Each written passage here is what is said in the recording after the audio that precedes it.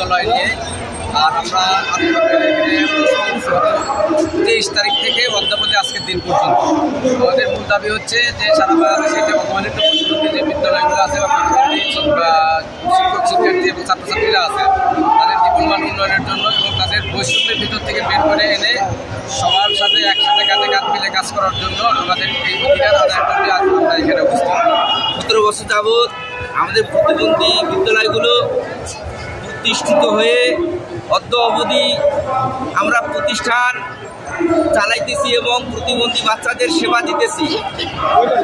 বিগত সরকার আমাদেরকে বিভিন্ন প্রতিশ্রুতি দিয়ে শুধু সময় ক্ষেপণ করেছে এবং আমরা অবহেলার পাত্র হয়ে আজ পর্যন্ত আমরা পড়েছিলাম এবং আছি।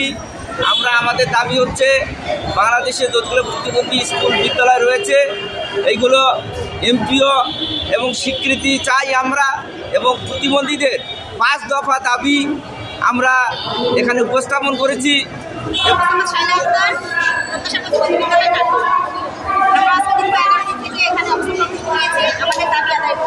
আমাদের প্রধান দাবি এমপিও চাই, তবে এর মধ্যে আমরা 5